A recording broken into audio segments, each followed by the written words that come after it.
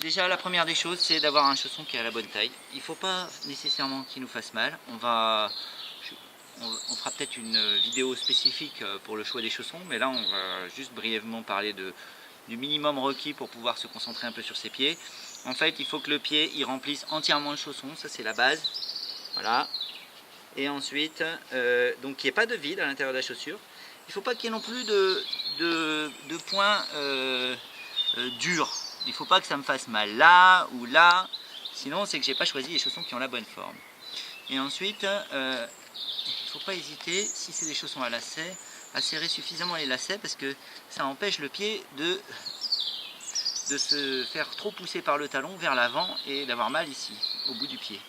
Pas hésiter à essayer de, si les chaussons sont un peu étroits, à reculer votre pied dans la chaussure et à bien serrer les lacets pour pas qu'ils puissent revenir s'appuyer trop fort au bout parce que ça fait mal. D'accord? Ça c'est une bonne base.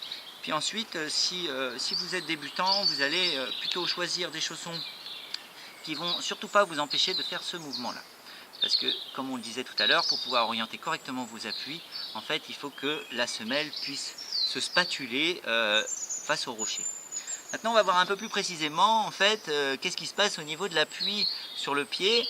En fait, on peut parler de ce que c'est que ça. Ça, c'est, on va dire, l'avant du pied. Ici, on a une carre interne, donc le côté gros orteil.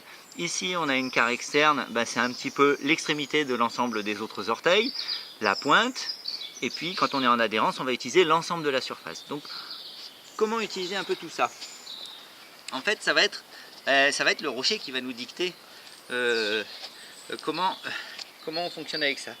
Ce qu'il faut un petit peu avoir dans l'idée, c'est que dès que j'ai quelque chose qui ressemble à une bosse ou à une aspérité, à l'intérieur, alors avec le chausson bien sûr, mais là je vous le montre avec le pied, on va essayer de faire en sorte que cette proéminence se retrouve sous l'orteil.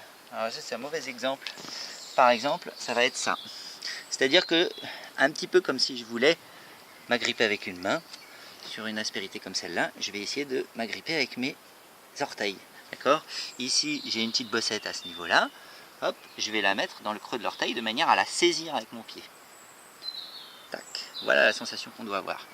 Bien souvent, en fait, on doit imaginer que, voilà, s'il y a quelque chose qui doit s'imprimer dans la chaussure, c'est à l'intérieur de l'orteil qui correspond en fait à la pliure des doigts.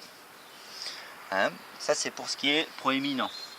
Quand on a du calage, on va utiliser soit la carre interne, soit la carre externe. Mais alors là attention, il va falloir bien orienter l'appui